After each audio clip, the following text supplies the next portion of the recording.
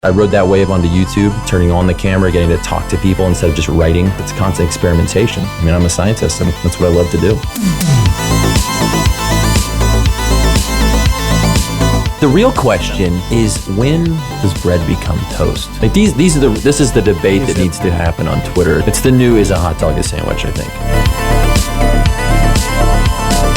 And it's weird because Mythbusters was around for a very long time. You'd think that it would explode into, this huge genre of very cool stuff. Do you trust producers or do you trust creators?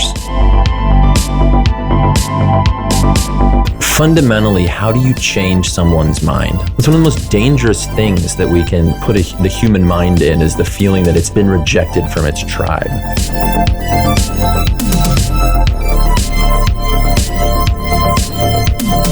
Another thing I want people to get used to these days is just being comfortable and not knowing. Like, I've started in more and more videos being okay with being like, you know what? We don't know the answer. I mean, biology is the greatest science there is, and I'll fight every physicist. Without biology, we wouldn't have physicists. Hey, welcome to the Create Unknown, the home of Make Something, Mean Something. I am Kevin Lieber. It is TCU night, Wednesday night, a little later than normal because our guest comes to us from a different time zone. So we're making a nice accommodation for him and really excited to have him on. But before we get to that, Matthew Tabor, I wanted to personally thank our annual Baby Gang member who just entered the fold for a full year of Baby Gang, which is bold. It is bold. Thank you, Zero, for doing that. That's amazing. It helps us do all sorts of things. We're going to have a little later in this, a little bit about some of the t-shirts that are coming out. 2 really good designs, which some of the people in the Discord have seen already. The patrons have seen. And as a Baby Gang member, infantry member as well, you'll get both of those shirts. So we're really excited about how things are going. We're excited about finally getting the shirts done, and it means quite a lot that somebody will come along for the ride for a year with us. Yeah. And even if you're a $2 tot or a dumpster crew, we'll have deep discounts available on those shirts because we really do love and appreciate our patrons because you are making it possible for us to be here quite literally every Wednesday night. So thank you for that. Yeah, that's true. Yep. So let's get into our guest. Yeah. No, I was just going to say that these people are signing up to support us, but what they don't realize is that we are very quickly becoming a Texas podcast. Sarah Dici rhymes with Peachy. Ben of the Urban Rescue Ranch. These are all Texans. And now tonight's guest earned his doctorate in cell and molecular biology from the renowned flagship of that state's university system, UT Austin. Joe Hanson's mission in life is twofold: for you to experience the awesomeness of all the science and to realize that it's okay to be smart. Through PBS Digital Studios, Dr. Hanson has used the It's Okay to Be Smart YouTube channel to lure nearly 4 million subscribers into his layer of knowledge. They, and literally millions of others without the good sense to hit the subscribe button, without the courage to get smarter, have watched his videos nearly 350 million times. And his show is in season 7 on PBS. It's wild. If you want to know why you itch, why there's salt and pepper on every dinner table, how an igloo keeps you warm, Joe is your guy. And if you want to go underneath a disappearing glacier with a camera to see exactly what's happening under the surface, Joe is also your guy. And he's got a much-viewed TED Talk explaining exactly why he did that. Over the last 8 years, Joe has made a convincing case for his face to be on the Mount Rushmore of educational YouTube. But what most people don't know is that in person, Joe is like 6'3" and ripped. Joe, you are a giga-chad. Why are you bothering with science and smarts? I'm just here to beat you all up. It may be okay to be smart, but it's not okay to be violent. No, high school was so weird for me, being like tall, able to move my body and not fall down and like get on a sports team, but then also be in all the science classes. I've been a man without a home for decades of my life, but I think I've used it for good. you've got to play the cards that nature has dealt you. And mine are no very other way tall around cards. And next time you need help reaching something on a tall shelf, you see if you want to make fun of me then. Well, we wanted to throw that in because we were surprised. I don't know if it was EduCon or VidCon, but neither Kevin or I are super tall guys. We're not tiny, but we're not giga chads like you. No, and we walk up, and it's just not a place where you see a whole lot of tall people. Like No, EduCon is not where you go for like physical specimens, but. Yeah, we walked into a Chad. I mean, speak for yourself. I go to EduCon for physical specimens. I mean, it's it's the fine Norwegian ancestry. Highly recommend it. But the air is very thin up here. It's very hard to think. It makes it much harder to research and think deeply about things. I mean, the oxygen percentage alone is a challenge, and I think that it deserves its own commendation. That's a fake fact. Yeah, I'm a science YouTuber. I can't go along with this. It's got to be different on like 17 digits after the decimal place percentage, right? It's got to be somewhat different. You could measure it. NASA could measure it for sure. Time moves differently for me too, which is a great excuse for missing deadlines. That is true. Yeah, I was going to say, you can pick out Joe and Hank Green a mile away in any like YouTube EDU crowd, because those two guys are just towering over everyone. Unfortunately, you can't tell us apart, except that Hank is the vastly more popular one. But there's a great meme. It's like, I didn't know Hank Green and Joe Hanson were the same person, or weren't the same person. No one's confusing Hank Green for me. People are confusing me for Hank Green all the time. Well, you had this academic path that was very, very clear. And it, like I said, you were doing it at a fantastic place. That's awesome. How did you decide, no, I want to do this on video somewhere online? Yeah, I had a real job, I was a pipette monkey. What up to all my lab geeks out there? You start to work in labs and you keep real friends who don't do this sort of stuff. And I would go to parties and try to explain to people what the hell I was doing all day long, and get really excited about it. And they just look at me with this like, "What? Are you okay? What's wrong with you?" And then kind of walk off and leave me in the corner to be excited by myself. And I realized I wasn't doing a really good job of like telling my story. And I just took it as this personal challenge. Like, you know what? I'm going to get these people excited about, this one little widget that I turn every day, this problem that I want to solve. And then I just started expanding. And I realized that, I love getting people excited about science. Like, I love that experience and I know it's not like totally cliche and cheesy to people sometimes that to get that light bulb moment, but man, it's like a drug. It might not be the best drug out there, but it's great. It's a great one. It's this crazy dopamine hit. And I started doing that on the internet. I don't know if you guys remember this place called Tumblr. It was crazy like 10 years ago. Yeah. It was before Yahoo ruined it. I started putting science out there because, I don't know, old people were saying, "Oh, kids aren't interested in science anymore. The world's going to hell. No one cares about what's true. And we used to go to the moon." I'm like, I bet they still care. You're just not talking to people in a place and in a language that makes any sense to them. I'm like, duh. Anybody who's on science YouTube obviously knows this is not true these days. But back then, this was like a revolutionary idea. So I would sit there in lab, hiding from my advisor, making up GIFs and crazy Tumblr memes about science. And it blew up, and I've been riding that. I rode that wave onto YouTube as a different expression, turning on the camera, getting to talk to people instead of just writing. And it's been a learning experience ever since. It's constant experimentation. I mean, I'm a scientist, and that's what I love to do.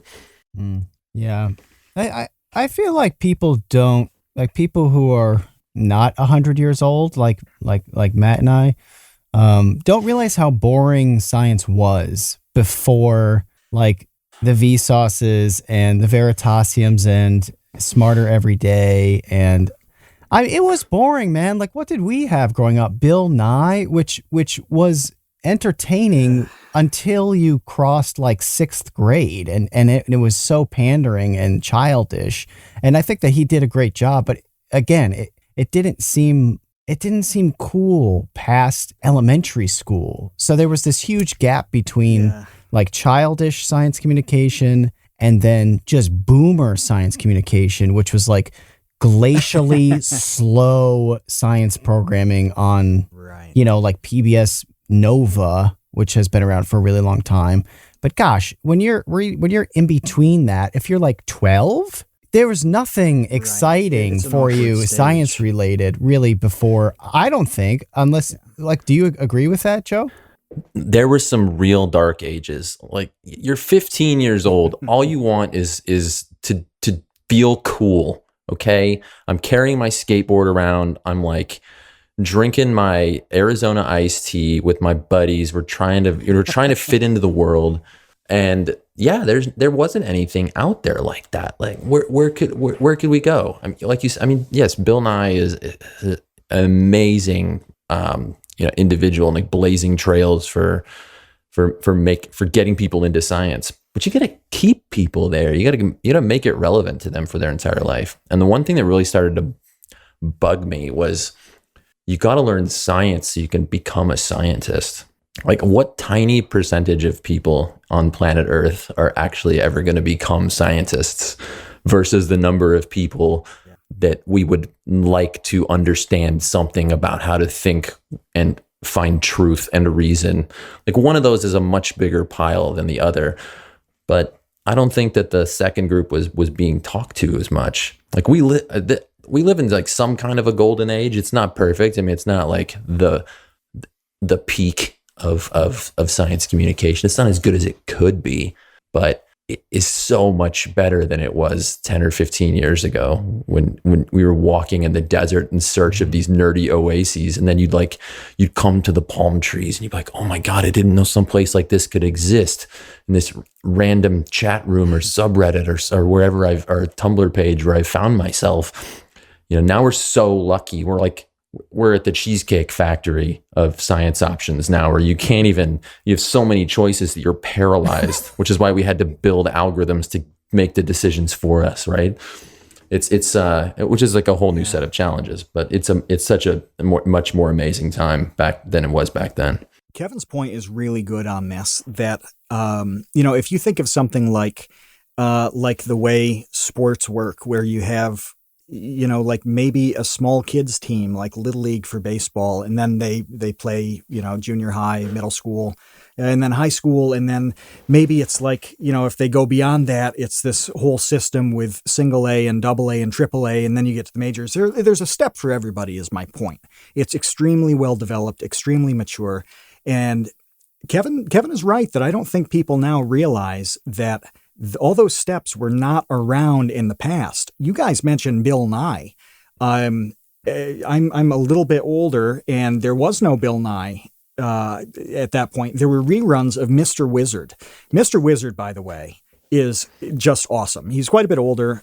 You should go on YouTube. If you don't know who he is, search for the video Mr. Wizard's a Dick, because he was so often kind of rude to the kids who were doing experiments. As one of my favorite videos on all of YouTube is that video. It's incredible. It's so good. It's so good, because he would just, like, if somebody asked a stupid question, he'd be like, that's not a smart question. Put that down, Bobby. You're going to hurt yourself. Oh, it was really great. But that was it, though. And you did get those programs like Nova, which were awesome. But if you're between Mr. Wizard or Bill Nye and Nova, what do? Nothing. All you have is maybe, some books that you can get, or, something in school. But now you can go and look at everything, like at whatever level you're at. That's a massive, massive transformation to me in terms of access. It's really incredible. Yeah. The one place I Joe, you mentioned how it could get better, and I agree that it could get better in terms of traditional media. So now I see this gap between what's on YouTube and what's on Netflix, Hulu, Amazon Prime, the things that like my parents are watching. Like my parents are not watching YouTube. They use their Roku and they'll watch, Hulu and Paramount or whatever. They'll watch those things. They understand that language now of streaming content. However, that landscape still blows in terms of educational content, in my opinion. And I would think most people would agree with that. I don't think anyone has successfully yet bridged that gap where someone like Derek Muller or Michael Stevens or Mark Rober have gone to like Netflix and made a show that changed things up. That wasn't just the same old, like Matt and I went to the science, what was that conference called in Tokyo? Science and Factual Producers. Oh, you went to that thing. It's called the World Congress of Science and Factual Producers. It's like all of the old blazer wearing science documentary people that have been making stuff for the last 40 years. Yeah. They were so blown away by one of Kevin's videos. Because they were all like, let's do like a 92-part David Attenborough special. And then, Kevin's up there. He's like, oh, I make these short videos that are, like I just built a chair out of spaghetti. Can you imagine if you gave David Attenborough one of your scripts, how long it would take him to read it? This is the paradox of paradoxes. TikTok, Dave. We got it. So Joe, you will appreciate this. So when we went to the World Congress, it was a couple of months after we did the pasta chair video. So that's what was shown, during the panel that I was on. A woman comes up to me afterwards and is like, oh my gosh, I loved that. It reminds me of this show that I worked on a few years back. And we did all these wacky science things. So I watched the show, okay, and the wacky science things were, here's an example. Someone with a flamethrower basically blowtorched some bread to make toast, okay? And the entire segment was this person blasting bread that was like hung on a clothesline, like it was out to dry for like your laundry. And they blast it with the flamethrower and it does get toasted, but that's it. They don't explain anything about like, what the hell is toast? Why does that happen to bread? Like, why does it get crunchy? Why does it turn like, blacker on the outside? Why does it taste different? Why does the fire... Nothing. It was literally just, well, there you go. It's like, wow, amazing. I had no idea they probably that spent you could make toast. $500,000 an episode so that they could do that. And I mean, the real question is, when does bread become toast? What is the threshold at which warmed bread becomes a piece of toast?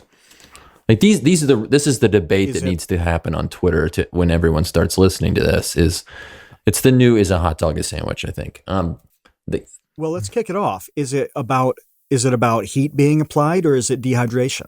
Can you make toast without any heat? Is toast a verb or a noun? I mean, is it just going through the process of heating the bread? Does it do you have to have a Maillard reaction color change? Do you need a crispification?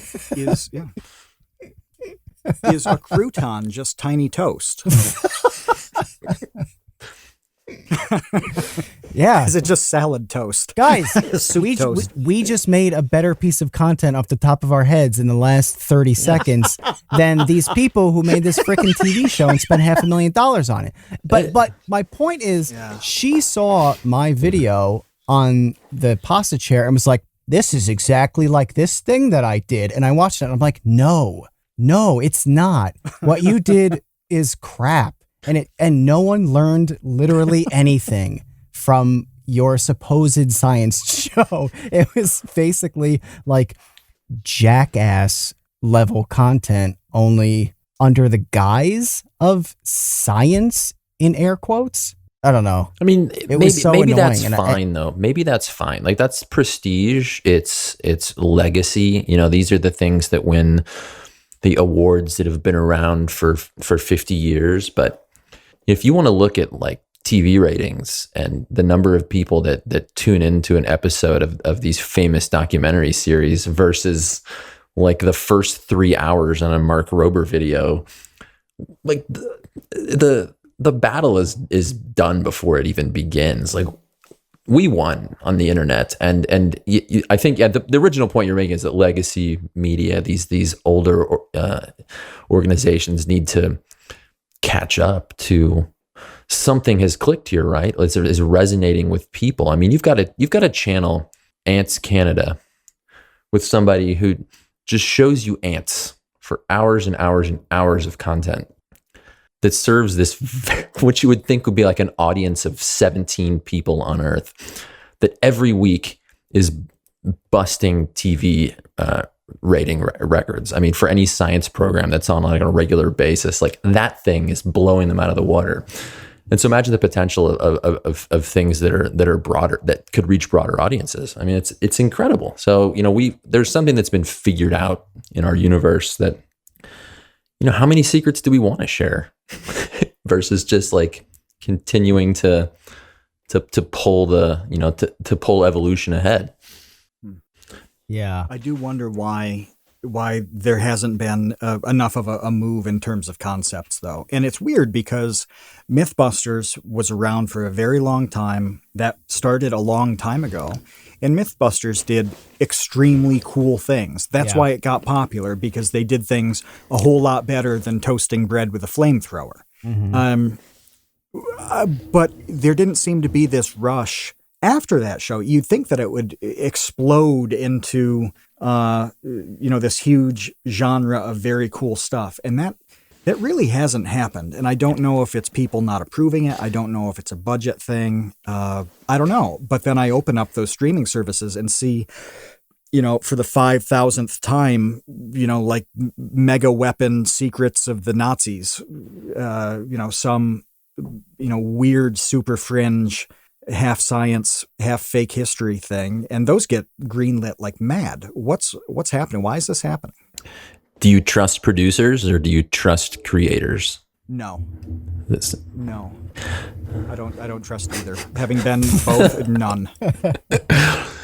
So, I mean, the distinction is you get a bunch of producers in a room and they look at formats and they study audiences and they look for patterns in the past instead of thinking of changing the future. And you know, and where, you know, YouTube, the greatest, and this is also a curse when it comes to things like misinformation, but YouTube allows a creator to have direct access to an audience with no one in between, from decision making for good and bad, for experimentation. And the beauty of something on the internet is if it sucks, nobody sees it.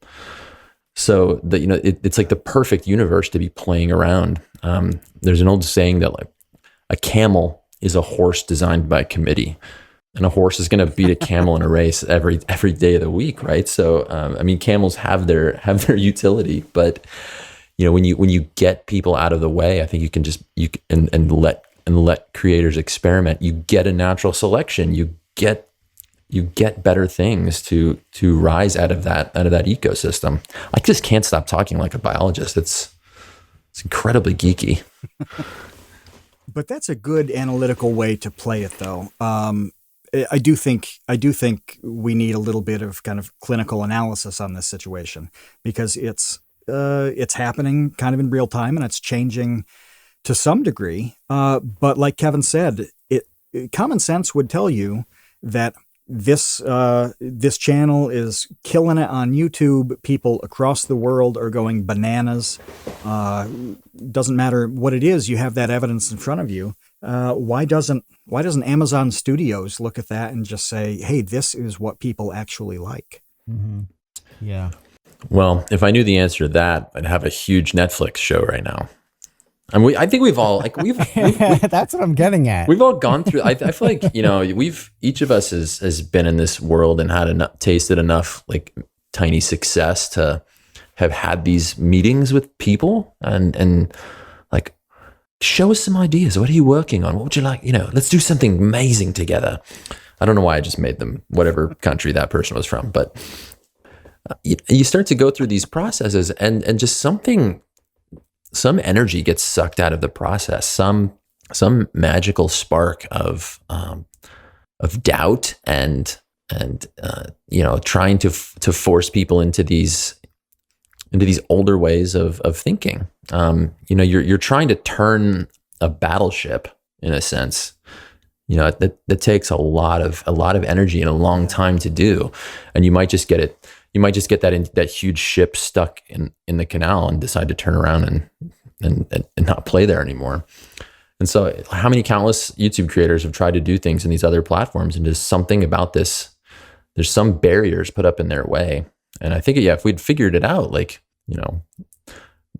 Michael and Mark Rober and Casey Neistat and people like this have played around in these other forms of media, and this is where everybody comes back.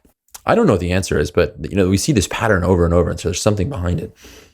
Mm-hmm.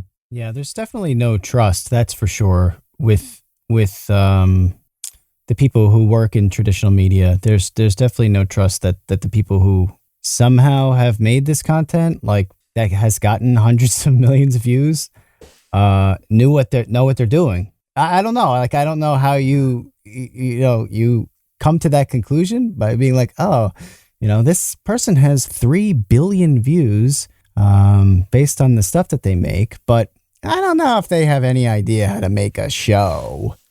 And like I'm trying to think of like how much I want to divulge about this, but Matt and I had a meeting for a show months ago. One of the meetings that we had. Throw them under the bus. Yeah, well, I don't even Burn remember. A bridge. Get the flamethrower and let's see how far away from a bridge you have to be with a flamethrower to burn it down. No, luckily my memory is so bad. I don't even remember the name of the people we spoke with. But I got to interrupt here because as Kevin's saying this, I'm thinking, which one? Because it's not like there's this one single story that he could be pulling from. So I'm waiting to find out which one, because it's all so common that there are like 7 possibilities that he could be naming now. The one where we pitched a show that was, one thing. We pitched a show that obviously is very much like Vsauce 2, which is, an exploration of some idea and blah, blah, blah, blah, blah. You know what Vsauce 2 does. And then they were like, okay, great. But how about instead of that, it's this challenge show where it's like we pit this one thing against that thing and we see which one wins. And I don't even remember what the example was. It was like molecular gastronomy versus, traditional spaghetti or something like that. And we like get some people in and we decide like, we don't tell them which one's which, and they vote on the winner. It's like, this is the worst thing I've ever heard. Like, what? That show sucks. But that's the way that's where their head was like, and they're like, well, we're just trying to think of like how we can sell it, to Netflix and like what Netflix is buying. And like, this is the type of show they want. I'm like, God, really? That's not the type of show I want to make. What does the pitch deck for that say? Yeah, is it like, hey, dear Netflix, we've taken this very good educational show, we've sprinkled a little bit of Double Dare on top of it, and then just made it absolute shit. Like that's what the pitch would be for that show. But they come back saying like, no, it has to be like this or else there's no way it's going to be successful. And after that meeting, it's their money. Like if that's what they want to produce, that's what they want to produce. I mean, not to talk shit about Double Dare, Kevin by and I the were way. talking about. Like Double Dare was incredible and an icon of media. True. Yeah. And I think Isaac has a bit of a Double Dare obsession. Is he in the chat tonight?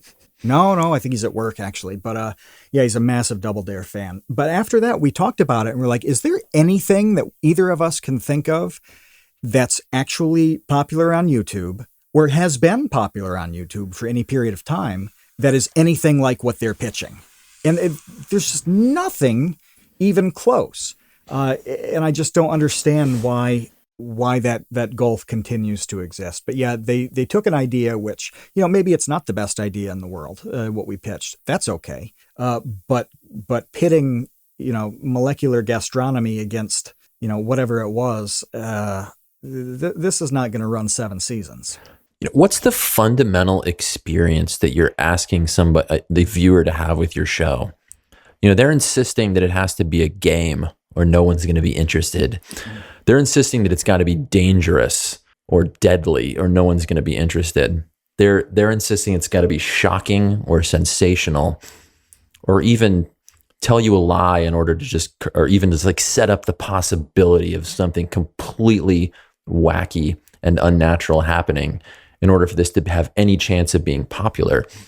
And it's just a completely insulting premise to humans, because humans they're so much better than that. People fundamentally enjoy finding out new stuff, especially if it has something to do with their life and like how they navigate the universe, right? But the audience of curious people, and like curiosity has a definition of enjoying finding things out just for the pure pleasure of it. It's not going to be on the frickin' test. You don't have to worry about somebody, grading you on it one day. It just feels good to access something new and like level up in the universe. And they won't. I think most traditional media won't.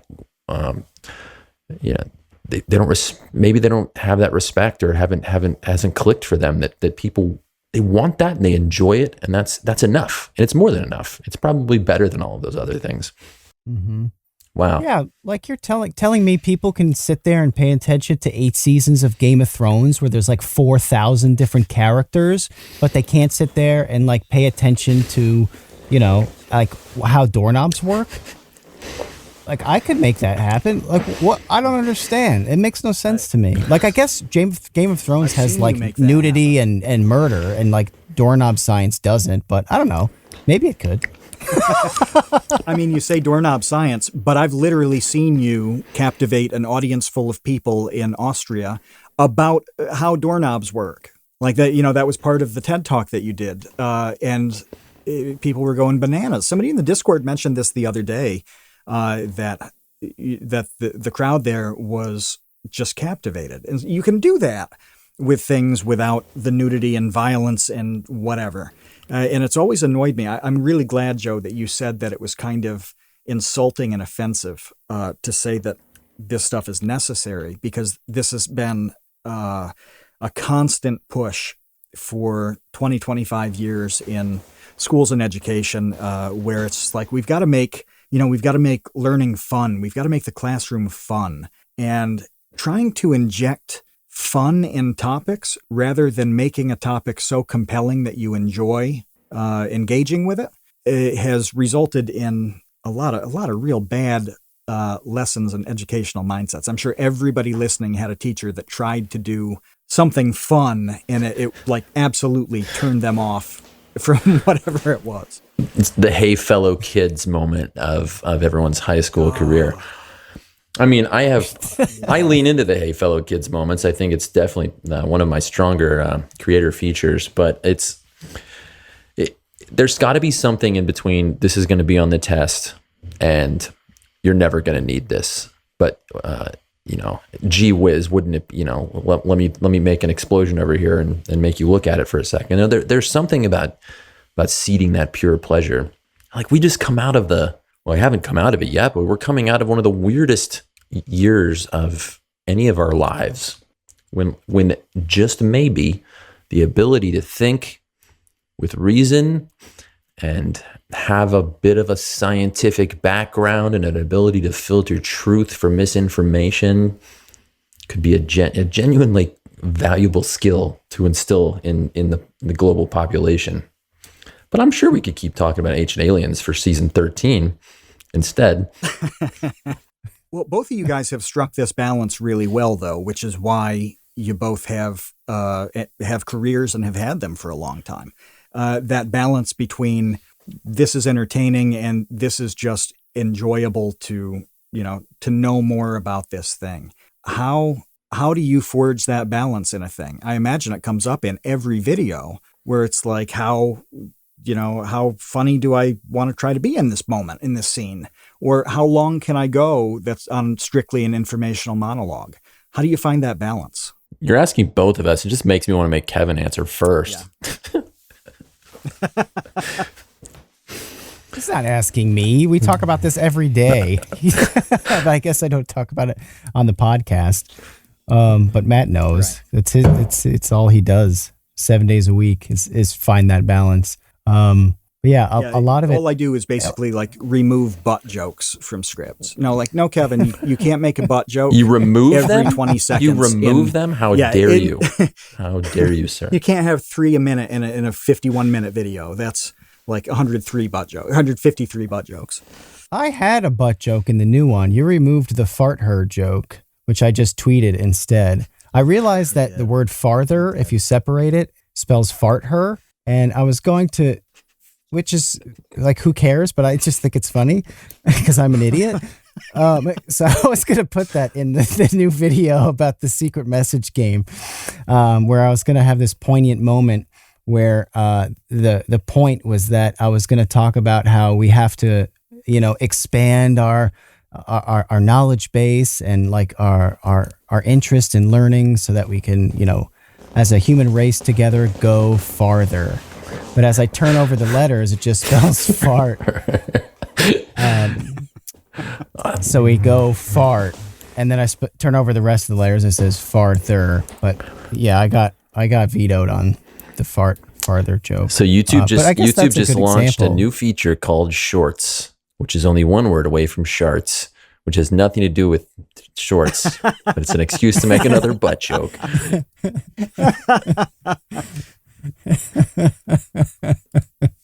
Oh man. Yeah. But I mean, you're in an odd position, Joe, because you're on a couple different platforms. You've got pure YouTube stuff. You have PBS, who I imagine occasionally weighs in with so that your content matches up to initiatives they have or whatever. How do you hit that balance? I know it's a tough question. I mean, I'm a scientist and a huge kind of old school nerd, and I find myself, I have to pull myself out of that quite a bit because it's one of the greatest curses of people who have like a scientific background trying to do stuff like this is remembering that, like I grew up in a household of scientists, and like our dinner table conversation was absurd. Like my parents are mathematicians, and I like it's a reason I never took that much math, but you forget that like what you think of as the alphabet and like the most simplistic thing that you just take for granted is someone else's Sanskrit. They're like, what the hell are you talking about? And being able to constantly correct yourself and ground yourself is the first step. If I really, really know something, so if I'm making a video about genetics, I mean, I know that. So I have to find this old version of myself or an old version of someone else out there. And then it's like, make them out of clay and sit them next to me while I'm writing this thing so I can constantly remember what it's like to not know this. Because there's a person out there, there's many people out there experiencing that for the first time. But then again, you can't just make the videos for those people. It can't just be their first taste of something. So you have to learn to build something like an onion where if you're 9 years old and it's the first time watching something, then you're going to get somewhere in some level of this idea. And if you're in college and you've had like 2-3 biology classes, well, hopefully I'm going to show you something by the end that you didn't understand, or like part of the history or a connection to something outside of this field that you never knew existed, or just make you look at it in a different way or appreciate it. So you build these onion-like creatures out of these things you're trying to teach people, and there's that core idea in the middle. You're really asking somebody to come on this journey with you.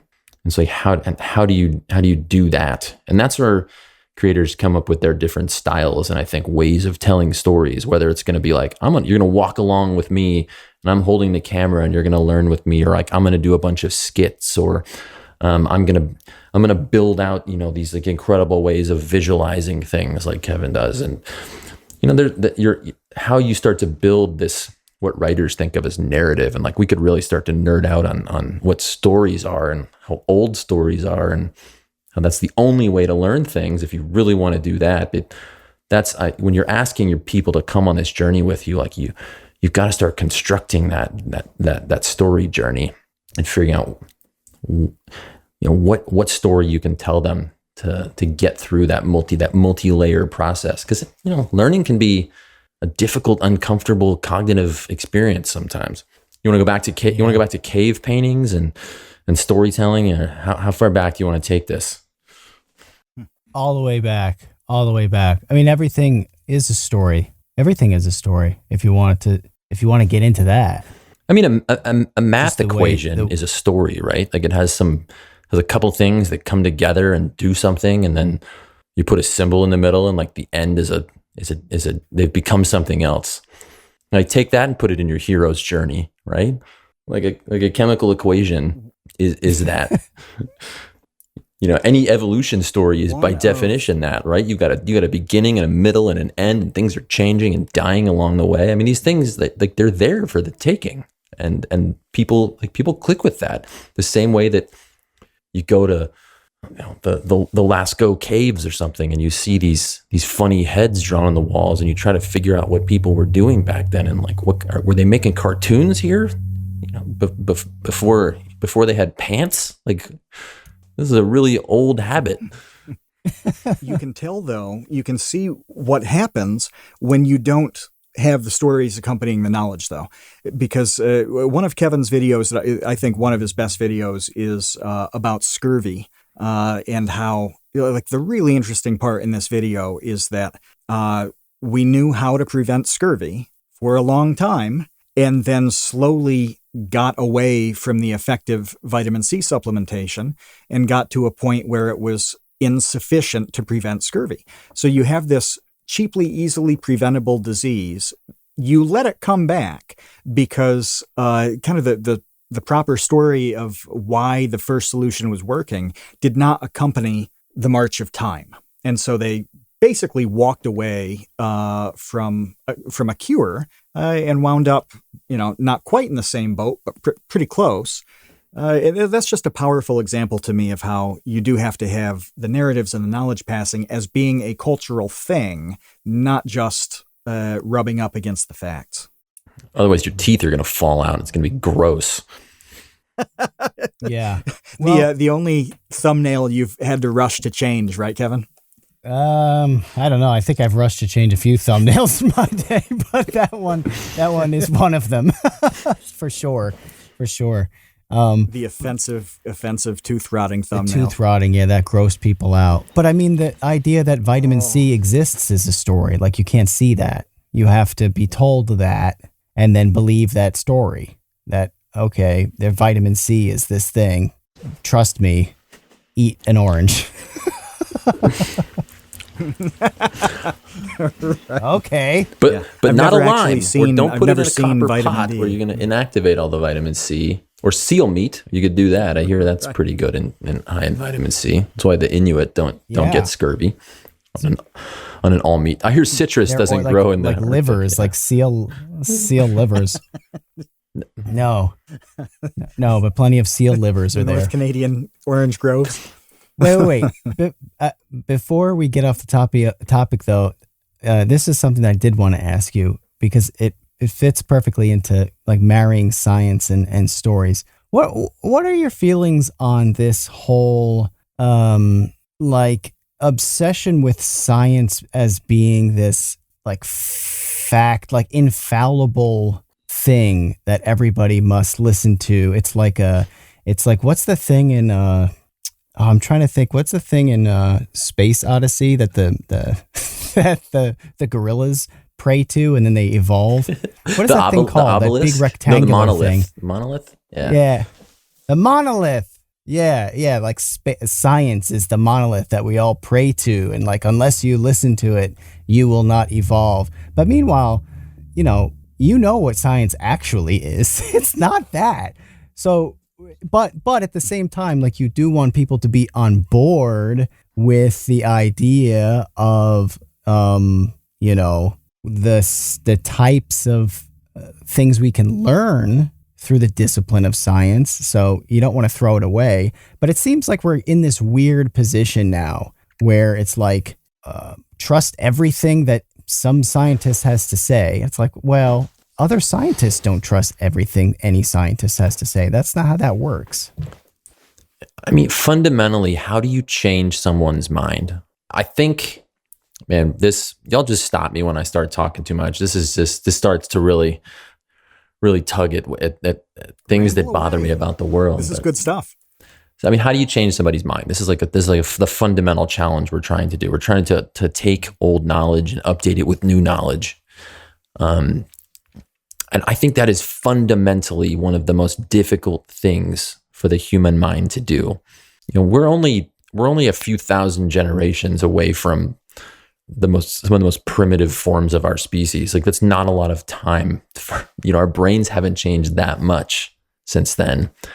And when we were living in these small tribal communities, when you'd never get a few miles away from where you were born and you die at age 28 in the jaws of a saber-toothed cat, these are because, and the reason that you died in the jaws of that saber-toothed cat is because your tribe rejected you and they didn't keep you safe. It's one of the most dangerous things that we can put the human mind in, is the feeling that it's been rejected from its tribe. And like, none of us are immune to this. We all have these identities and these tribes that we tie ourselves to, and so much of it is subconscious and unconscious. And your brain is constantly in the background doing everything that it can to maintain the status quo, to not rock the boat. And in many ways that means taking in only information that will have you continue to reach the same conclusions that you always have, that will keep you accepted by all of these people that value you and who you value, and like all of your social ties and the things that make you smile. Like, how am I supposed to compete with this decades long relationship that you've got with your parents by dropping it in one YouTube video and trying to change your mind about the existence of something that feels uncomfortable to you? That's a completely unlevel playing field. Like, how do I stand a chance in that? And that's one of the most difficult paradoxes in what we try to do, is we're trying to change minds. And that is one of the most difficult things for a human mind to do, to exist in that weird in-between place when you're about to replace old information with new information and be okay with how uncomfortable that feels. That's weird. And like, we have to respect how much that sucks for people. Like, holding two ideas in your brain at the same time is just like going to the gym and learning how to lift bigger weights with me and my Chad friends. I don't know. Like, that's something you have to exercise and work out in order to get used to and be able to do better the next time. And we fail a lot in that. And the reason that people fall prey to misinformation and propaganda and things that feel convenient but aren't true, or reinforce their political ideals in the face of facts and things that can be proven. I mean, blame the caves, right? I mean, it's a really tough opponent that we're up against. But like, science is only a few hundred years old. That's like 10 generations that we've come up with this system for navigating that really uncomfortable spot that we get in. And we haven't really even done it that well, except for like the past 4 or 5 generations. Like, we didn't really know shit about it until, the 20th century. So, we're asking a lot, and we're learning how to do that really quickly, but we're changing the most complex machine that the universe has ever created in the human brain. I mean, it's not a toy that you can play with, and it's a challenge we have to respect on how difficult it is to change people's mind. But there has never been a better tool in science to do that. What we've done wrong with it is use it as a noun, like a hammer, versus like a verb and something that like a process that you can go through. Because this is something that you just sort of innately get used to is when you're doing science, it's one of those things you forget that everybody doesn't know. It's one of those things that I have to forget that I'm so far down the rabbit hole that I've got to remind people that, science isn't the here's 30 cool facts videos. Those are awesome because I love to kick people's ass at pub trivia. But, it's science is the process of being like, you know what? I'm here at the edge of knowledge with the void of the universe in front of me. And I'm going to take a step forward, trusting that, more land is going to form in front of me because I have the tools to build it. Like that's a really tough thing for people to do. There's an element to what you were just talking about that that really rests on persuasion, and it's tough. Persuasion really is getting somebody to change their mind or activate their mind. Occasionally they're neutral and they just don't care about anything. So they don't have to turn the off switch to on so much as take the first step, right? But both of those things are getting somebody to do something. And I was talking to somebody in the baby gang, it may have been Base Weight last week about this. We were talking about kind of how to sell yourself. And we talked to Urban Rescue Ranch last week about this, about how his videos are weirdly salesy because they're not. They're very effective with marketing this little animal rescue because he doesn't sell it to you. He never does. He just shows you what his really cool, interesting life with a kangaroo and Poggers the dog and Nugget the chicken is like. And he persuades people because he does it that way. And there's this rule that no one loves to be sold to, but everybody loves to buy. And if you think about that, it is 100% true. Everybody loves to go shopping and choose a thing and buy it, and they're excited. Nobody likes to have somebody come up to them and try to sell them a thing. And thinking about science YouTube, educational or informational anything, really comes down to that question to me. Can you make people buy into a thing? Because if you screech at them and shame them or constantly ram this list of bits of knowledge they need to believe down their throat, this is going to go badly. If you present something that is interesting enough for them to buy into it, then you've persuaded them. And I think that's something that the two of you do exceptionally well. Michael and Jake do it well on the other Vsauce channels and across the board, thinking of everybody from Physics Girl on the science side to Numberphile on the math side. These are all people who get the viewers and subscribers to buy into a thing on their own and make that leap rather than just being subjected to lectures. Mm-hmm. Like the fundamental human experience is one of ignorance. Like we all start at the same, dumb place of not knowing anything.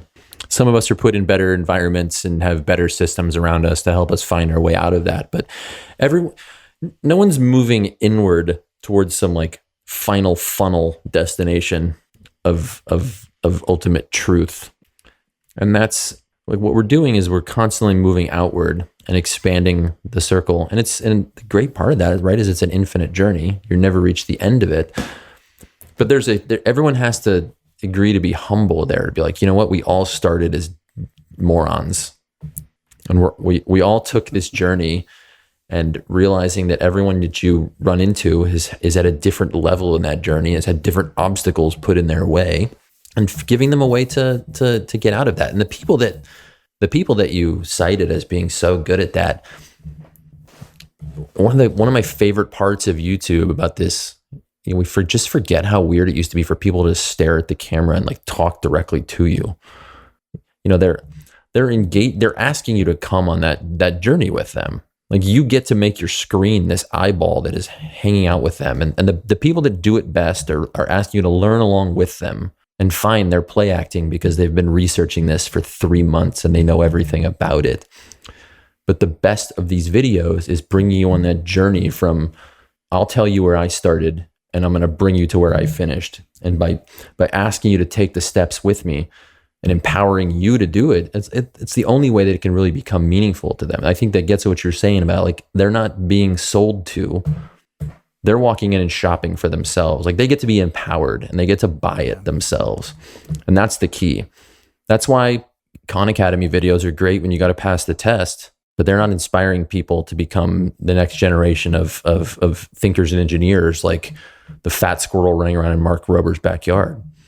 You know, they're completely different things for different purposes. And we've tried to make science apply to all of them as the same word. Science isn't an authority. It screws up repeatedly. But the best part of it is it also has a way of correcting itself.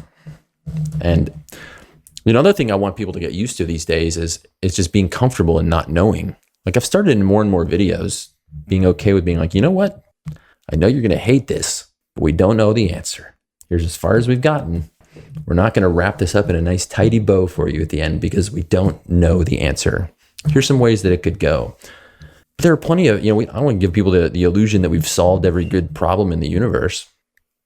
Sure, there are some problems we're never going to solve, like whether or not there's universes outside of ours. We can never talk to them. So it's like a completely untestable question, but it's fun to think about.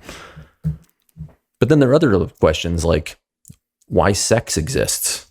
Something I'm researching right now. Like nobody knows the answer, but there's a lot of fun options. Well, there's a lot of fun options. And it's not something you can tie up, but getting... This will be on YouTube or some other streaming website? Oh, we're talking about genetics here, Kevin, not the icky kind of sex where people are like touching. Okay. Well, but hey, even that's a question though, because, trees get, pollinated, but trees don't bang. At a certain point, even that side of the question becomes a thing. Why did that have to happen? Why couldn't bees just like take pollen off me and put it on somebody else? Well, I mean, that would still be sex. It would just be a lot less fun for you. Right. Unless you really like bees. And there are people out there who really love bees, but I mean, like, why don't you just sit there when you feel like having a kid and like pop a clone off of your left little toe, and that just grows into a whole human. That'd be a heck of a lot easier and cheaper than the alternative. I mean, sure, you have to water it and feed it and make sure it got enough vitamin C, but that would be a heck of a lot easier than what we do and all the swiping that people have to do. So thankful that I've never had to live in that world. Mm-hmm. But this is it's a genuinely amazing question in evolution, and it's one I will answer in an upcoming video as much as we know it. But getting people okay with that feeling of, hey, I'm in an uncertain place. We've gotten as far as we can, and it's not clear where to go from here, and it's not tidy and clean.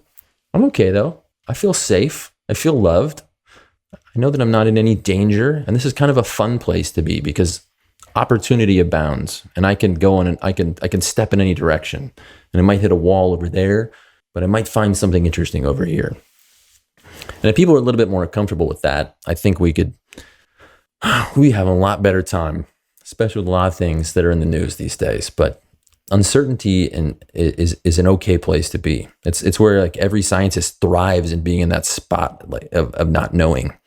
And getting people used to that. I don't care if you're a scientist. I don't care if you're building rockets or doing genetics or doing engineering. But having people feel comfortable in that zone of uncertainty and learning to make it fun. Being like, this is exciting. This is the same feeling I get when I'm bungee jumping. Do people still do that? I don't know. When you're about to step off the edge, that's the same kind of experience there. Yeah. I love hearing that because I do think that we need more of that. And maybe that's up to people making YouTube videos about this stuff to do more of the uncertainty thing. Cause I feel that, man, I definitely feel uncertain about almost all of the things that I'm presented with. And I do feel as though that is a problem, that people are not nearly as uncertain as they should be. People seem pretty freaking certain about a lot of things where they really should not. It's like, you definitely don't know what you're talking about, and I know it, but somehow you don't? Like, how does that work? But man, that happens all the time. You can hit these really messed up paradoxes where actually the smarter that you are and like the more intelligent that a person is, they actually have sometimes better tools at their disposal for reinforcing their wrongly held beliefs, because they can reason, but they can still reason their way to the wrong conclusions. And so like, you'd be surprised how many incredibly high scoring people are, and people with advanced degrees don't accept the science behind climate change and things, because they actually have the skills to reason their way out back to the comfortable identity spot that keeps tugging at all of our brains. And they can actually reason themselves away from what is provable into these just comfortable political identity spots. The human mind is its own worst enemy. And I feel like we're trying to tame it at every turn with this weird tool called science. Yeah. No, I have read studies on exactly what you're talking about. That has been proven. There are like social science studies that show that people who, yes, score high on like cognitive aptitude tests do really bad quite often on being open-minded to learning things, because they are so good at reasoning that they reason themselves back into wherever it was they started. And they suck at actually like learning things. It seems counterintuitive, but it has been proven to be the case. Yeah, they're bad actors. Which is scary. They're like, what do we do with that? That's not good. I know, like it sucks, but like the more you study into psychology and human, sort of human behavior and decision making, like you run up against some really depressing conclusions that are like, well, what gives us any hope of changing people's minds if everybody just sort of turns back to these like reptile brain identity factors, and so like, well, I'm comfortable here and I'm not going to change my mind. I'm just going to like that. There's so many of these cognitive fallacies and biases that we all walk through the universe with. But the hope is if you can be aware of them and accept that you have them too, and learn how to look out for your own failures in them, to be like, oh, you know what? I made the appeal to authority. I'm just listening to Dr. Fauci because I really like him. But what is he actually saying? Is it consistent with other things that I'm finding? Is it something that I can go count and find data, or can I find other trusted sources that are agreeing with him that might even be from different backgrounds? And once you're more conscious of your own potential failures, you begin to correct yourself and give yourself a few more sort of like bumpers on the bowling alley of life to make sure that you get all the way down and potentially score a strike. That's called making up an analogy as you go along. I highly recommend doing it. That's a good one for Tabor. He's a big bowling man. Yes, I was actually reading about the invention of bumpers. Let's see, Sunday night. Yeah, of course you were. It was pretty interesting. Yeah, it was in those old magazines from the '80s that we bought. Oh, okay. I got stuck on a bowling one, but that the process, Joe, that you described makes a lot of sense. Where you hear a thing, you start to vet it, you start to vet yourself as you go through it. But how often can you do this in a practical sense? Because the example with something like Dr. Fauci, that's perfect, because there's a bunch of stuff that's accessible, but you could spend all day, every day on that one issue alone. What do you do about the other 87 trillion bits of scientific information? So what do you do when you just can't go down a rabbit hole? The worst comment that I think you can give somebody is do your own research. I mean, that can be really valuable, but yeah, it's an eternal treadmill, and you will get lost. And there's actually a tactic used by people that are trying to use like rhetorical and argumentative skills to like muddy the waters, where they just throw so many indefensible wrong arguments out there and have you sort of playing this whack-a-mole game at trying to correct and defend them, or having people have to go be like, well, is that right? Is that right? Is that right? Is that right? And they've actually just wasted all of your time. And then they just continue to do this. So no progress is ever made on the issue.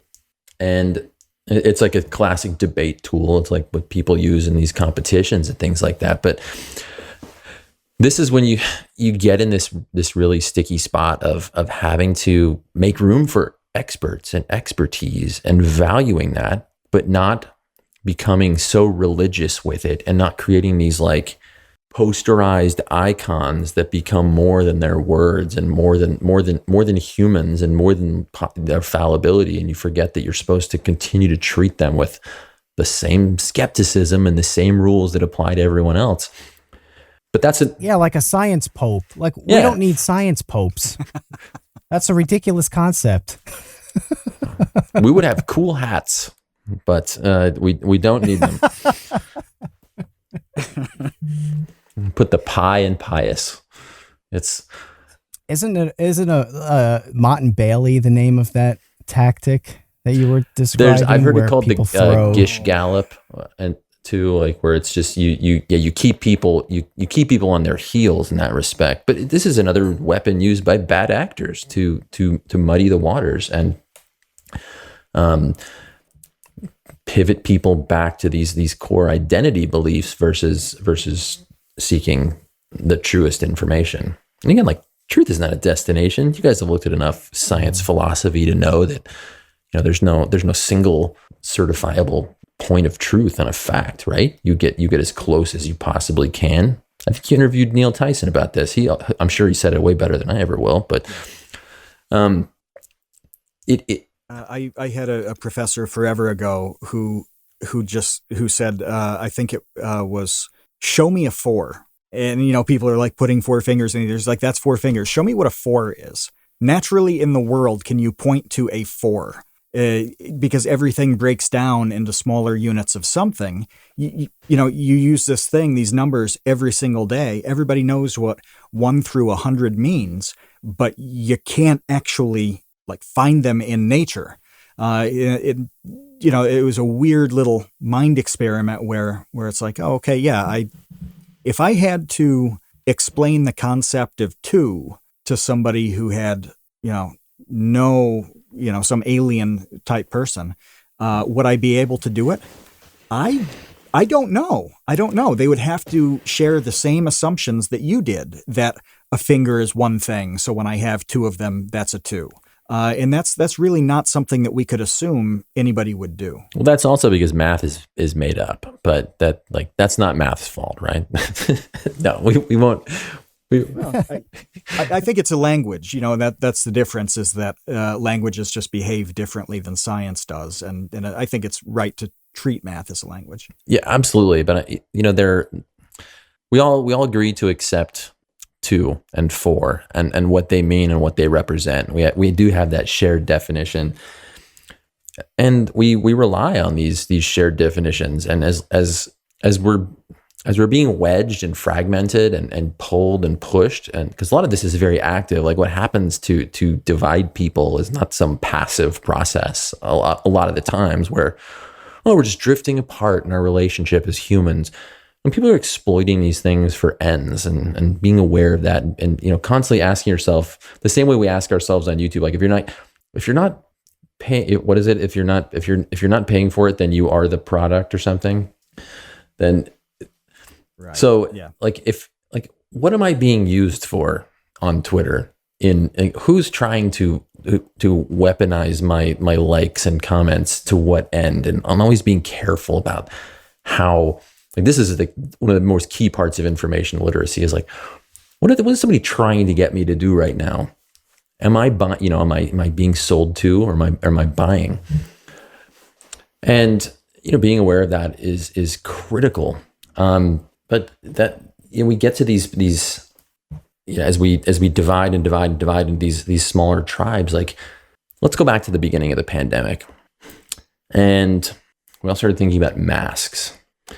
And social scientists, the people who study like how people think and like what could possibly unify us, they always had this dream, or a few of them had this dream that, well, if something truly global happened that was an existential threat to all humans, well, then they would finally come together and they would all act in their common best interest.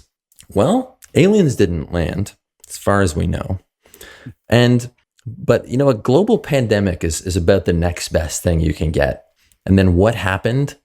We politicized every single piece of it.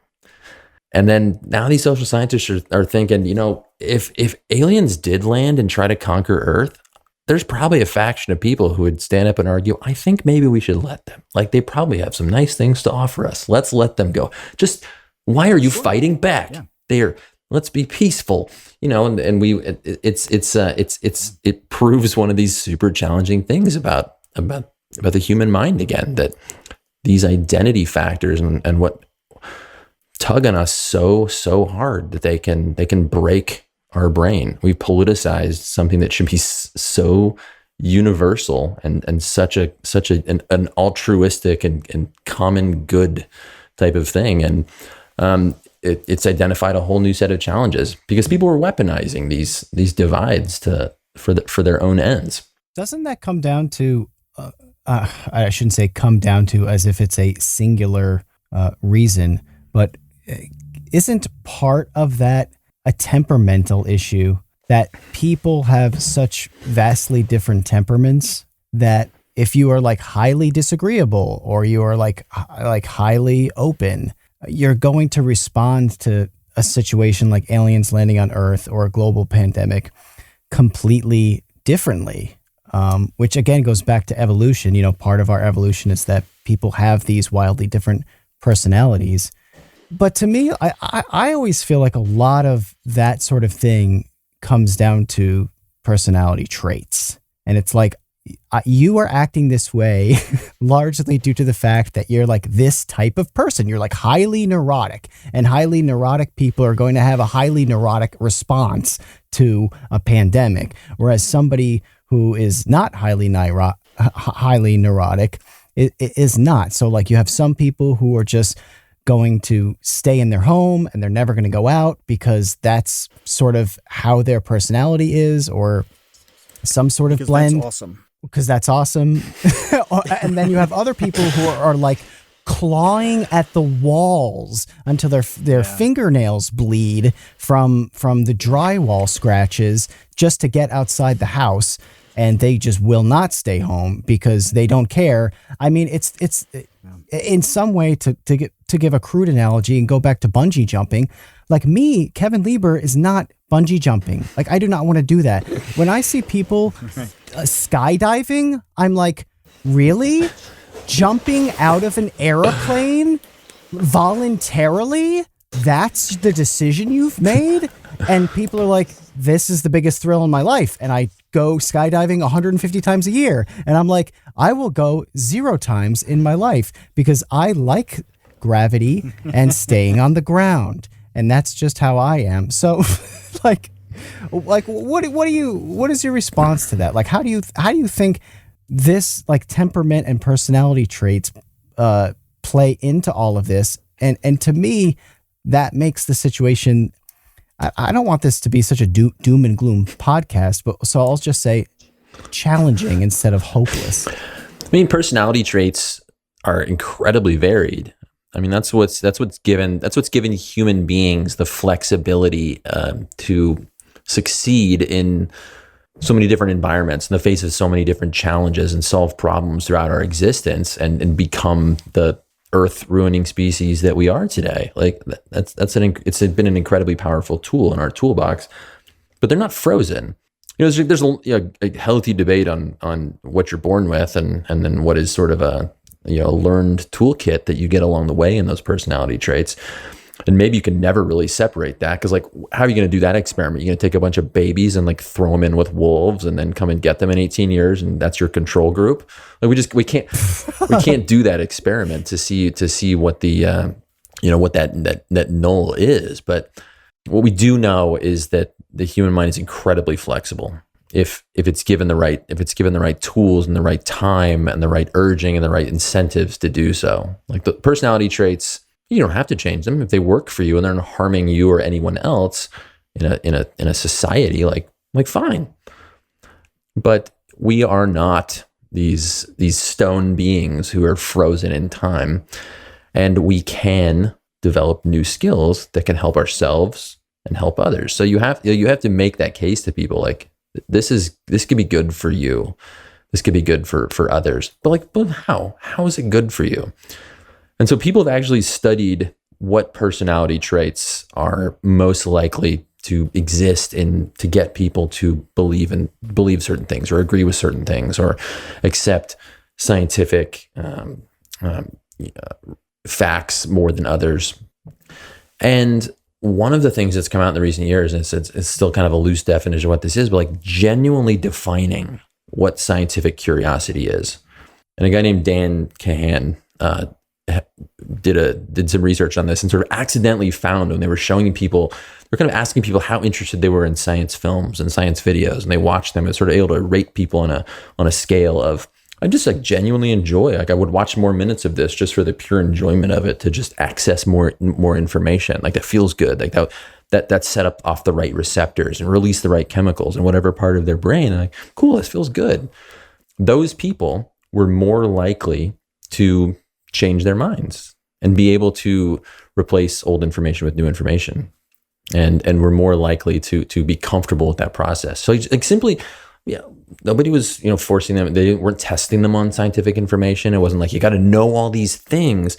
It was somehow they had gotten used to that experience of curiosity, of actively just seeking out for the pure enjoyment of knowing, and that whatever that dopamine rush that comes with it of leveling up again in life. That was enough to change. There was a personality trait that they were able to sort of add to their toolkit that started guiding them to other things. So like, we're not these frozen beings. We can adapt these new tools. And I think that's one of the most important jobs that we can do as in what we do, is get people used to that process and ask them to have that fun with us. Be their little, like, I'll be your dopamine pusher if it's going to a good cause. Like, let's do that. I'm happy to be that that person in your life. If you didn't have a dopamine pusher growing up that trained you in curiosity, I'll be there for you. I'll be your science dad. Well, we just got our clip to open up the episode. Yeah, we did. We just did.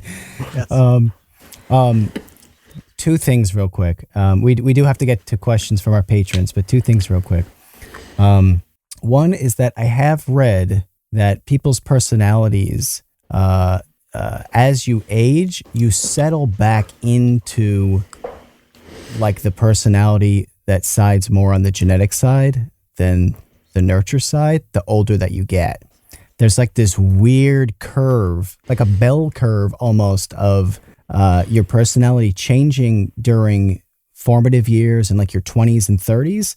And then as you get older, 40s, 50s, 60s, 70s, your personality reverts back to like before you like learned how to become more or less neurotic, or, more open, or, whatever that is. So I don't know how depressing that is, but I just wanted to throw that out there because I did read that. The other thing is that during my skydiving rant, I mentioned that I liked gravity, and I should say that the skydivers actually probably like gravity way more than me, since they are literally like riding it for fun. So I apologize for like bogarting the gravity situation for the daredevils. Okay, so with that said, Matt, do we have questions for Joe? We got questions. We've got probably the most highly specific question that's ever been asked on this podcast. So we'll get to that. I want to start with, let's see. I got to find it again. Sorry. Oh, that's right. This is from Kamikaze. What was the first thing that got you interested in science that made you want to make a life out of it? Anybody who ever has an answer to this, I convinced they're lying, because like I can barely remember what I had for breakfast 2 weeks ago, but I blame that on having small children. I was very lucky to grow up again in a house full of science, but if it wasn't Mr. Wizard, I think I remember doing this dissection in like a summer camp program. My parents are trying to get rid of me, like for 3 weeks, and they brought out these like sharks we got to cut open. And like all these other people are grossed out. And I just found myself in there like, where's the brain? I'm going to try to pull it out whole. Wow, what do eyes look like inside of a shark? And I'm like, holding them up to my partner who's about to vomit in the trash can in the corner. And then I cut open the stomach and there's like a whole fish in there. Like, look what this thing ate. That's crazy. And I realized there was something wrong with me that turned out to be very right in the end. But that I sort of had a different lens on the world from wanting to take apart things. And since then, instead of taking apart actual things, I just take apart problems. I was going to say there are two career paths: science communicator and serial killer. for people who like chopping up animals. Why don't we have both? .gif.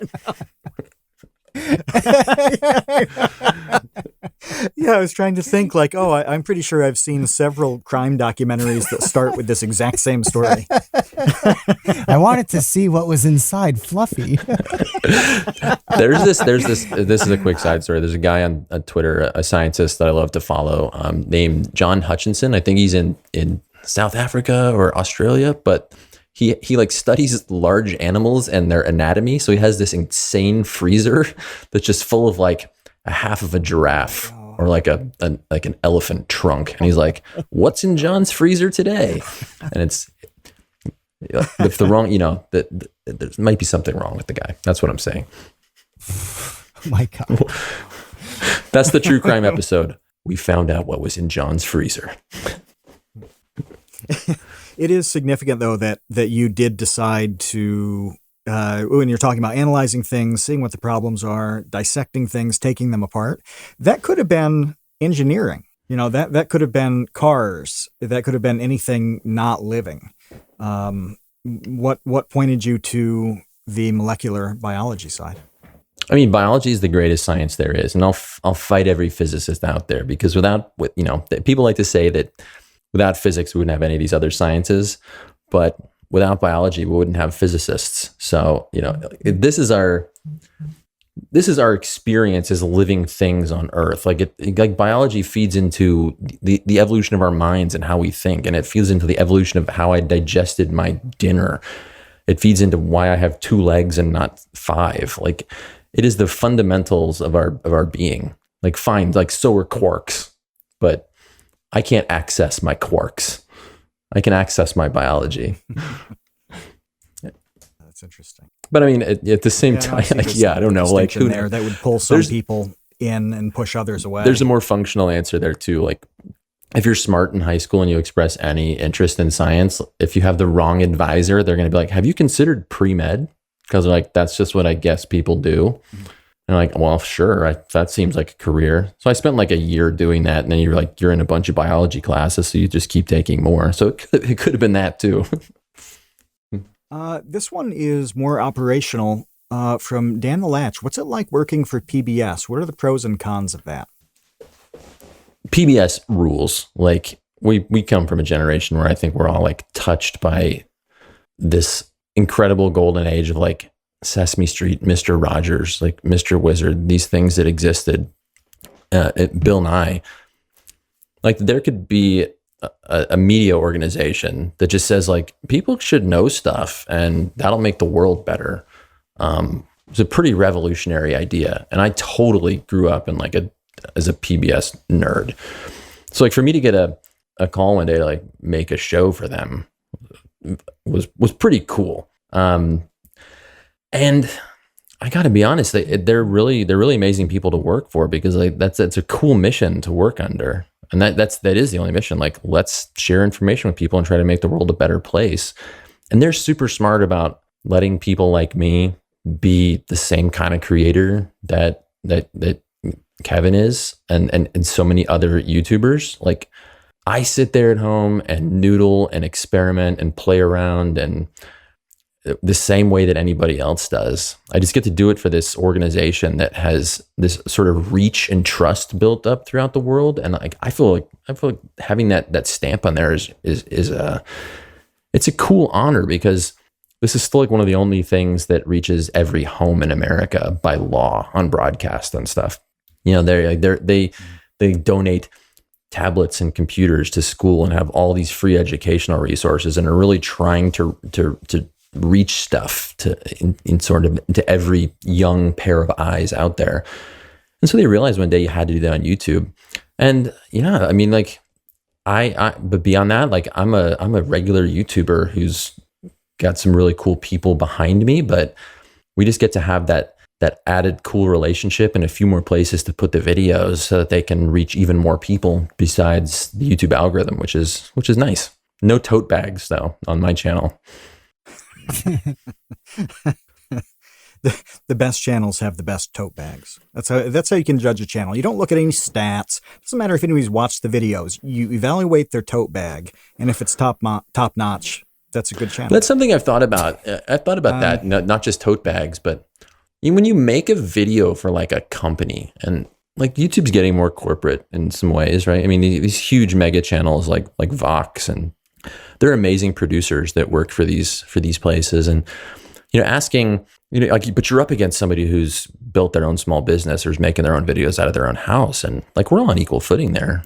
There's no, we have a little bit of a different business model, and we get our, get our money from some slightly different places, but we're all kind of doing the same thing. And that's what's so cool about YouTube is it puts us all on equal footing. And, Kevin, like your worries about these legacy media companies, these are exactly the experiments that are going to sort of spark that evolution. I think as more companies are like willing to fully immerse and play by the rules of the ecosystem, and it's gonna really, really advance what people are making. But I'm just a regular guy. Well, you're also a mixture of two things, and this is a question from the ne'er-do-well YouTuber known as Vsauce3, Jake Roper. He has a question that actually matters. The question is, does Joe bathe in the blood of the innocent to stay so supple and youthful? How much moisturizer does Joe use? I want to know how Joe hasn't aged in the past 6 years. Now, that sounds frivolous. It's actually a real question, because you are half artist entertainer, half kind of on the academic side. How does taking care of yourself physically, like you're clearly in good shape. If you're listening to this on audio and you haven't watched, and it's okay to be smart, video, poke around. This matters though. How much visualize Joe's abs? It's important. That's right. It'll help you learn from him better. I don't want anybody to think that abs have anything to do with fitness. Sorts of but creatives, finish your question. Well, what is the relationship between being in decent shape and being a creative? Because I found that the better my health is, the more I produce on the creative side. What's it like for you? I mean, I punish myself on the inside instead. I'm sure I'm blessed by my genetics. We all stayed inside for the past year, so I haven't gotten a lot of UV rays. That's great. But there's some of the greatest minds of all time have had habits of involving, like the mind can be this disembodied thing that sort of leaves your physical being to go do its work, and can sort of leave the husk to wither. But this is what nourishes the thinking tool. This is what will allow it to do its work for decades down the line. And some of the greatest minds of all time have made just something as simple as walking. Like Darwin would walk for hours a day to just think.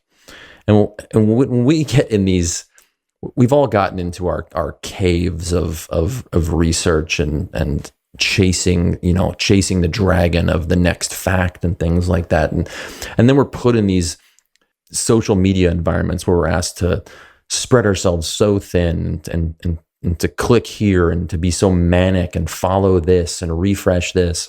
But thinking and considering and creating, is a deliberate process where you have to change environments. You have to change the mode of thinking from reading to like internal storytelling. And for me, like some people meditate to do that. Some people smoke various substances to do that. And me, I run and I get my endorphins, and like I go lift something heavy, or like I ride my bike and I do these things. Like those are my those are part of my process in keeping my brain healthy. Like my wife says, I have to go get recess or become this like very unhappy, uncreative person. So I think it's just like taking care of your brain husk that is the body in order to keep feeding it, because I mean, it's the primary calorie user in your entire body, and like you got to keep the rest of the vehicle happy and healthy in order for that thing to be functioning at top gear. And I'm sure my genetics have blessed me there too. But and always wear sunscreen. Yeah. Creatives, your actual physical health matters quite a bit to your creative output and efficiency and exploration and all that stuff. There is a relationship, and that was a good description of it. You did mention, Joe, you mentioned things being kind of difficult at some point. Baseweight asked about this. He said, what's your way of relief away from the heavy burden of discovery or communicating difficult things? Oof. So I think a good example is something like climate change, where you're talking about something that is potentially quite destructive and world-altering and life-altering, and there's not a lot of sunshine in the whole scenario. Does that get too heavy? I mean, these are some very tough things to think about in the world, and like sometimes anxiety can be a driver. So like there's a very good conversation to be had on like the correct level of doom to instill in people to motivate interest and action. But you can't go so far as that people freeze or go click on any of the dozen other things that YouTube is offering to them in that moment that are much happier. But so I find that heavy ideas, whether they're just uncomfortable or just hard to deal with, like if you're thinking about the size and expansion of the universe, like yikes, like that's a hard thing to hold on to for 7 or 8 minutes in a video. Well, you could hang it by the one little string, this one little thread that is, I'll explain the physics to you and, whatever, and how we know this. But then I can also, so the way I get out of it is sort of by expanding the story and approaching these heavy things from many different directions. So then I can go talk about the first time that somebody observed that. And that brings me to a place and a person and a date and maybe an interesting background, and maybe they ran into somebody interesting there, and maybe that gave us an interesting picture to look at. Maybe that inspired some, I don't know, I'm just going to start making stuff up here, but like some cool art or all of these various things you can start to tie it to outside of the one single thread, because then you can take a heavy thing and instead of tying it to that one thing that could easily break and sort of break the whole thing down, you've tied it to many different things. Oh, I've got some anthropology. Like, what is the philosophy and how that weighs in our existence? And like, what does that mean for the future and what people might be able to look out into the sky and see in how many billions of years from now? What does that mean for the end of things? Like, you start to tie it to a dozen different ideas and dozen different threads, and that heavy thing gets much easier to hold. That's how I get out of that, by just tying it to more things. It sort of secures it in place. But it doesn't really ever get easier to talk about stuff like climate change. I mean, that sucks. It just does. And you can try to tie it to solutions, but you can never get away from the urgency in some of these issues to be like, guys, we gotta get our shit together. Yeah, it's like kind of like an ER doctor. No matter what, I mean, even if you're fixing something and curing it, like you're talking about a bad thing. Like nobody's in there for a good time. Some weirdos are. Let's see, Andy's got one. Well, that's true. That's true. There's a subset. I forget the name for people who purposely go for emergency medical treatment, habitually. You got to look that up. If somebody in the chat can find the name for those people, throw it in there. Andy asked specifically about geology as a science. Where does it rank in the sciences? I mean, it rocks. Oh my God. Boo me right out of the podcast. Kevin, hit the gong. I should get a gong. I mean, it's a good idea. So I look at geology as one of these really interesting crossovers, because I don't think it is just quite one thing on its own. Like when you dig up a rock, what are you going to do with it? You could do some chemistry with it. You can find out what it's made of. That's part of it. You can look at the remnants of dead things that are inside of it. And then you're going to get yourself into life sciences and paleontology and or maybe archaeology and things like that. You can start to read about the history of the earth. And like, then you're kind of doing almost like cosmology on your home and talking about the evolution of the planet. It's like geology is the things you find in a science like that are the fingerprints. But you're doing bigger sciences around it. It's almost one of these like nodes of science that's connecting to these other processes, where it's not almost one thing on its own. It's a cool one. Yeah, that's interesting. I want to back up to fit this question in a little bit. Kamikaze asked whether you believe if in time more sustainable methods in building, transportation, energy, all of these things, we can eventually get closer to a true net zero climate. Well, I think we have to, and it's hard to separate the fact that we have to do something. There's almost an assumption that like one day we will, right? Like somebody will figure this out. But that's sort of been the issue of pushing the someone down the road. Like, okay, well, it's not us. But then it'll be like some technocrat some genius billionaire, well, we don't have to worry about it. They'll save us. And I mean, the trend is clear that yes, like we can develop these things. Like the amazing impact of something like concrete or coolants inside of air conditioners. We will figure out better ways to do those things. How do you scale them to the billions of people that need air conditioners, and the fact that like a country like China has put in as much concrete in the past 10 years as we all did in the past century? How do you scale it to those things? Like, fine, you made it in a lab, good for you. Here's your science sticker. But the challenge isn't necessarily in the development and the innovation of them, but in like the deployment of them to scale.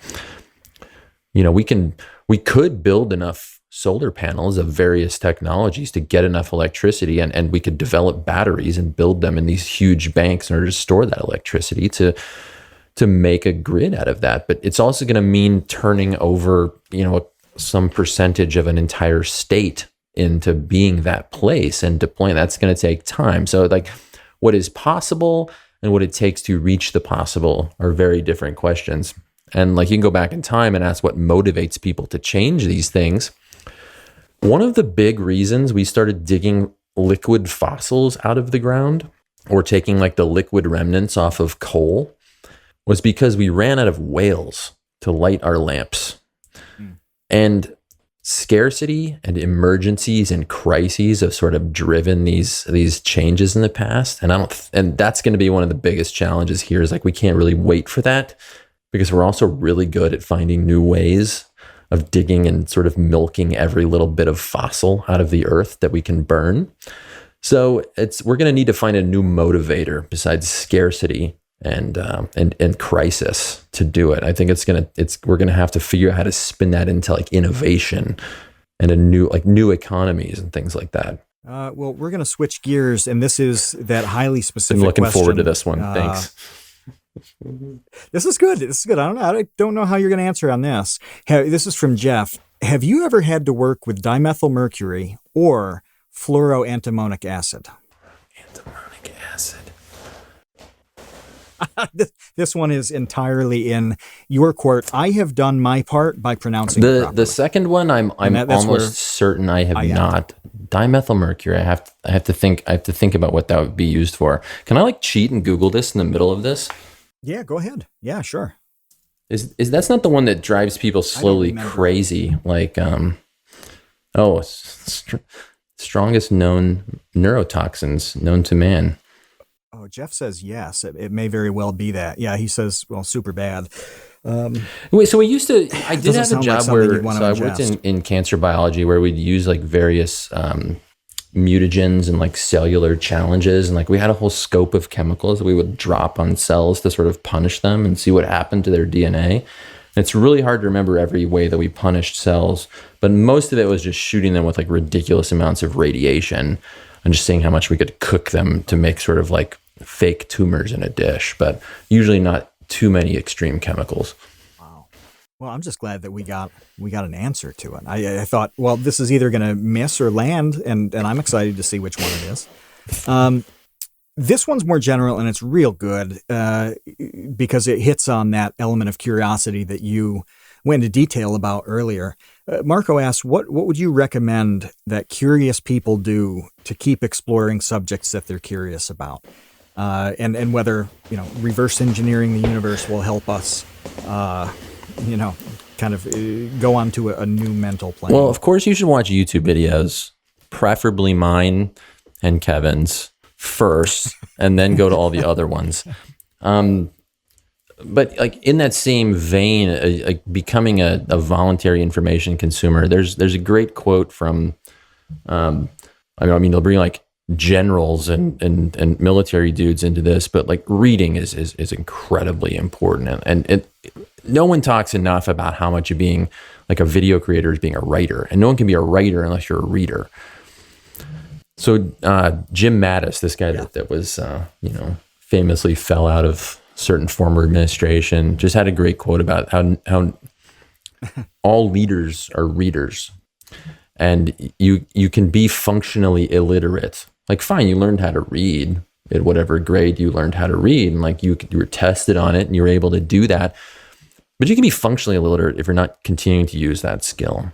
And the same way that YouTube is sort of this infinite library of stories and experiences that you can go out and like people have assembled so much of the world's knowledge and laid it down in funny shapes on dead trees and just waiting for you to go play with it. Like make time every day to reading one page is better than reading 0. Reading 100 pages is better than reading 10. Like everybody has their own scale and way of doing this. But if you're not doing that, if you like making that a habit, I think is so critical, because it can be like, fine, you can do it on your computer, you can do it on whatever device you want. I know one of these purists are like, you got to pick up a book, and you've got to write in the margins, you've got to fold the pages down this way, and you got to file away your thoughts every week, and just do it. Like whatever way you're getting the words and the information into your neurons, and like whether it's through your eye holes or your fingertips or however you take in letters, like do that. Do it through your ears. Like that counts as reading. I've got Audible credits piling up that I can't even do anything with. Carlos, call me. I'll gift you a couple. Okay. That's awesome. And I was going to say that at the end, if you didn't, that at this point, audio stuff is amazing. It is so much better than it used to be, from Audible, where it's full, really well-produced audiobooks, to all sorts of podcasts. You can, if you can't read, if you're not in a position where you can sit down and read, you can pop on audio. Kevin and I talk a lot about like listening and listening to things as we're doing, other stuff. I mow the lawn a lot. I have a big lawn. It takes me forever. Well, that's a couple hours where I can, absorb some really good content, even though I don't have a book in my hand. Exactly. This is the last question. We'll get you out of here. And I love this. It's from Dan the Latch. Well, it's okay to be smart. We all agree on this. What's a situation where it's best to play dumb? When the aliens have brought you into their ship, and it's the probe or else, then definitely play dumb. I mean, listen, we all come up in these challenges in conversation when we meet people, and let's just think about like how different you are on the internet versus how you act in real life. There's so many cases where you're like, you would never say that to a person if you're in front of their face. Like, come on. So like if you're the same way that if you're in a Reddit thread and somebody spouts out some idea you disagree with, if you're in a real face-to-face conversation with somebody, and you're at a party or whatever, you're at a barbecue, and somebody tells you something that's like the earth is flat, well, you could laugh in their face and explain to them all of the experiments that and actual observations and physics and geology and that prove them to be a complete idiot.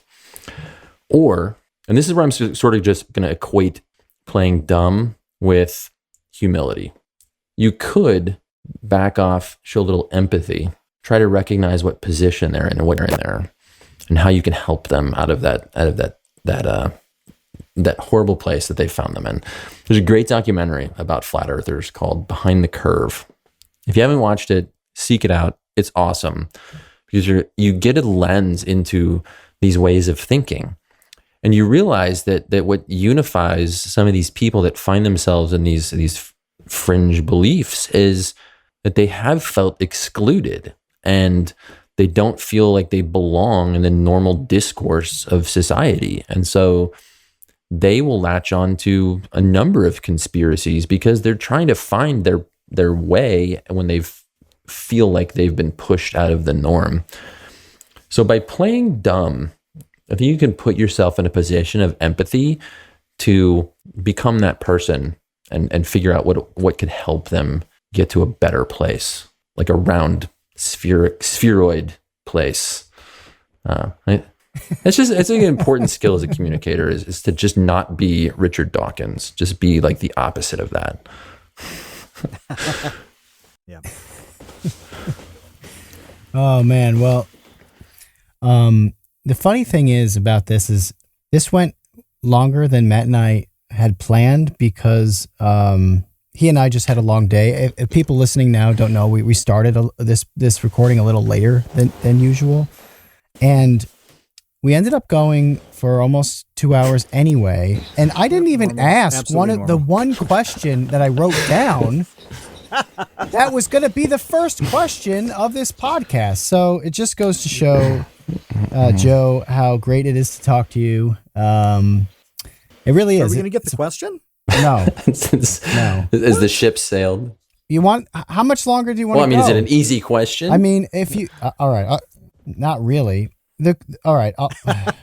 It'll be so annoying to not say it now. I wanted to ask you about how much weirder your titles and thumbnails have gotten with like the transcontinental burrito hypertunnel and the bipedal zebra with laser cannons on its shoulders. I feel like you're getting weirder, and I wanted to ask you, why are you getting weirder in response to the oversaturation of educational content on YouTube? I mean, a little. That's a big question. I mean, yeah, like we're all living in this like a hyper competitive, ever more saturated environment on YouTube. And just because I have so many subscribers, I've been doing this for so many years, like all of us, I think you alluded to this recently, like, or it might have been on the Discord, like it doesn't matter how many videos I have out there. Like everything I put out is an experiment and kind of a one-off. So like sure, the algorithm's going to show it to a certain number of people who've watched previous videos or have like shared interests and might be interested in that video, but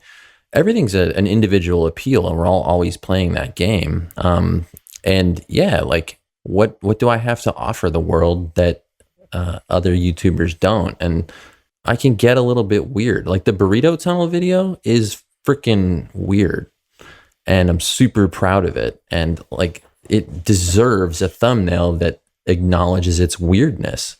And to ask a question like why zebras don't have laser turrets on their backs sounds like an insane thing that should get you kicked out of biology. Like, what is wrong with you? You have really jumped off the deep end. But it's actually the avenue into asking like what kind of landscapes exist for anything to evolve.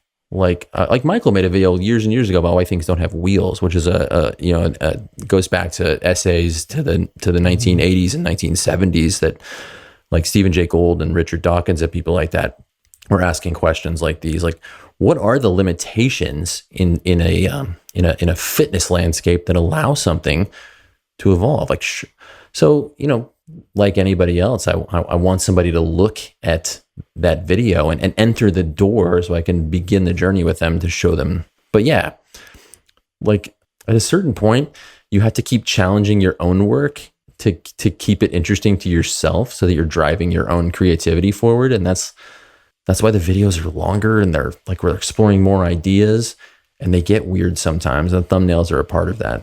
If you guys want to like really watch me go crazy, you can go watch the video I made about why there's 7 days in a week, which was 5 months of research to arrive at an answer to a question that's so old that no one really knows the answer to. And it actually drove me so mad contacting so many people, so many historians and so many scientists and so many archaeologists and classicists trying to nail down some answer here. They're like, well, we don't really know. that I just decided to make the video weird and about my like descent into madness about not knowing the answer. So yeah, it's a little bit of creative evolution, a little bit of trying to keep raising things to the top and the ever crowded ecosystem that we all exist in. But maybe my freak is just coming through.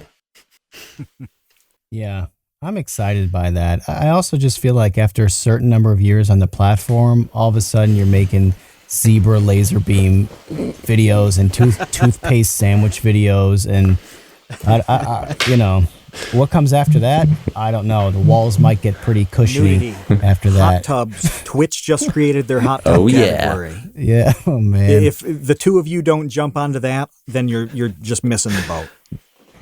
Yeah. Well, that'll have to be my next rant about things that should be fun that I don't like. My hot tub rant. They're so hot. What am I? They're so hot. It's horrible.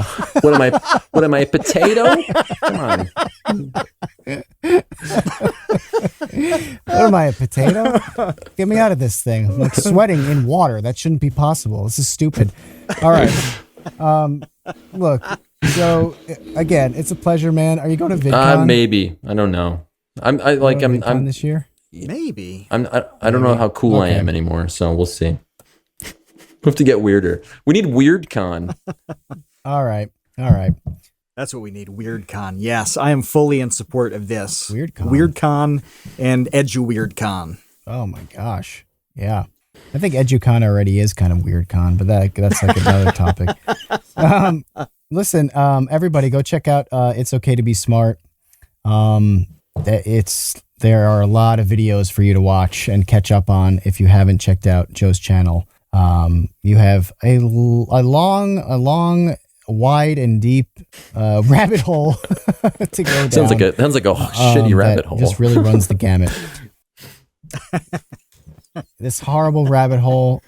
What you could do with the rabbit hole is watch my video on the invention of blue, and then go watch Joe's video about the biology of blue. I wanted to talk about that both too. Made about the how, and then listen to the Derek Muller episode of the how they're Create completely Unknown, different and listen to them all cry on my behalf. Yeah. Exactly. All right, man. We're gonna get you out of here. Thanks to all of our patrons for hanging out with us in the chat. Thanks to all of the new lurkers who are listening in live here on Discord. If you want to become a patron, just go to patreon.com/thecreateunknown and join us. Until next time, we will see you, Space Cowboys. Thanks for listening to The Create Unknown. We'd like to extend a huge thank you and congratulations to the Tots and Dumpster crew who save tiny little lives every single month. A tremendous shout out to our elite baby gang commanders: Trevsdead, Boromir, Botdogs, Chinchilla, Isaac, Conrad, James, Andrew, Jeff Davis, Patrick Pister, Baseweight, Monahim, Dojangles, and Zero. And thank you to our grizzled, battle-hardened child infantry: Jen Mafasanti, Kevin Menard, Mikhail Steinke, Risebread, Sean Malone, Triple Question Mark, Ryan, Kamikaze, Maria, Marco, Sheep, Tom Bidioger, Jelksies, and Dan the Latch. Thank you as well to our indentured servants, producer Dan Yosua and producer-editor Ben Webster. Thanks to Baseweight for the use of Created in the Unknown that we use for an opening theme. The Create Unknown is an Unknown Media production in partnership with Studio 71.